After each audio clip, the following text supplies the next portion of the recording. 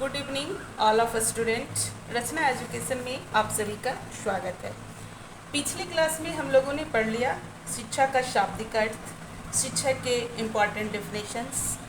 आज हम लोग पढ़ेंगे बीएड सेमेस्टर 1 के पेपर 2 समसामयिक भारतीय शिक्षा यानी कि contemporary education system of India. हम आप सब जानते हैं कि समसामयिक यानी समय समय के अंतराल में शिक्षा में क्या बदलाव हुआ है प्राचीन काल से आज तक, वो सारे हमारे सिलेबस में हैं। उसे हम 1 बाय 1 करके पढ़ते चले जाएंगे। आज हम चर्चा करते हैं एंशिएंट एजुकेशन सिस्टम या वैदिक एजुकेशन सिस्टम या ब्राह्मणी एजुकेशन सिस्टम की क्या इम्पॉर्टेंट पॉइंट, क्या उसके प्रमुख उद्देश्य थे, objectives of ancient education system. इसको कुछ पॉइंट के द्वारा भी हम डील करेंगे। इसका पहला पॉइंट है stress on knowledge and realisation यानी कि ज्ञान व अनुभव पर बल।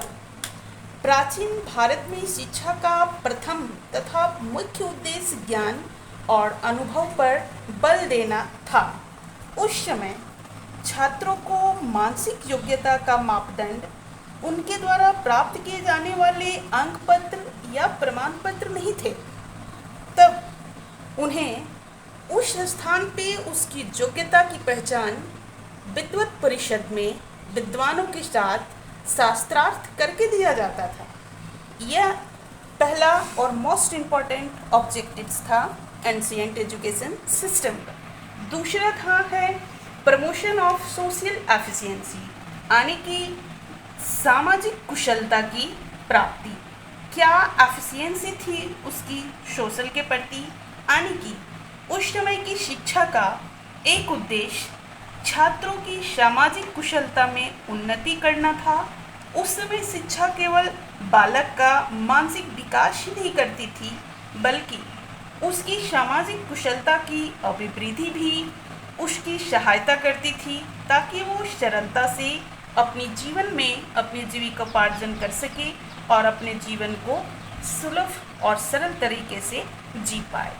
अगला मुख्य उद्देश्य था कैरेक्टर डेवलपमेंट यानी कि चरित्र विकास।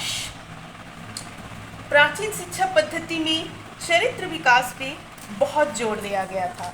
चरित्र विकास के लिए कठोर नियमों का पालन करना होता था।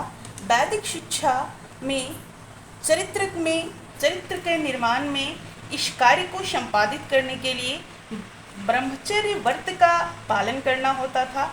पाठ्य पुस्तक में सदाचार के उपदेशों का समावेश, आचार्यों के द्वारा सदाचार के उपदेशों को सुनने आदि के लिए उपयुक्त वातावरण का सृजन करना होता था। इस संबंध में वेदमित्र कहते हैं कि विद्यार्थियों के चरित्र का निर्माण करना शिक्षा का एक आवश्यक उद्देश्य माना जाता है। नेक्स्ट ऑब्जेक्टिव है हमारा मोस्ट इम्पॉर्टेंट प्रोफेशनल डेवलपमेंट, व्यावसायिक कुशलता। व्यावसायिक कुशलता आप हम सब समझ रहे हैं कि प्राचीन भारत में जो हमारा व्यवसाय था वो अर्थ पे आधारित था, यानी कि भूमि और गौ पर। समाज की आर्थिक आवश्यकताओं की पूर्ति मुख्यतः इन्हीं 2 साधनों से होती थी। अतः गुरुकुलों में बालकों को इन 2 साधनों के उपयोग के ज्ञान तथा कुशलताएं प्रदान की जाती थी। अगला उद्देश्य था व्यक्तित्व का डेवलपमेंट।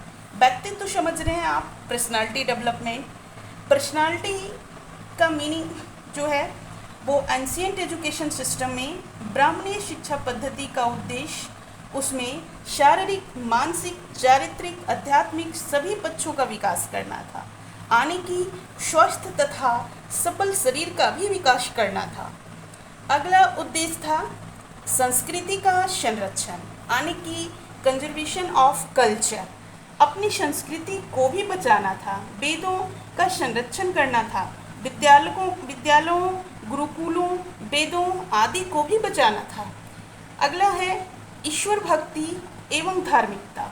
ईश्वर भक्ति पे प्राचीन शिक्षा पद्धति में बहुत जोर दिया गया है।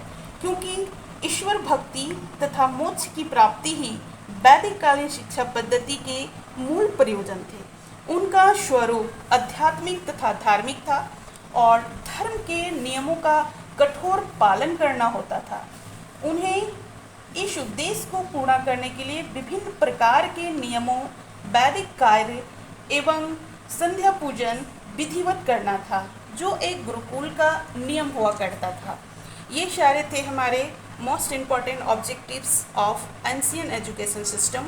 अब नेक्स्ट डे हम लोग पढ़ेंगे implications of ancient education system. आज के लिए धन्यवाद आप सबों को।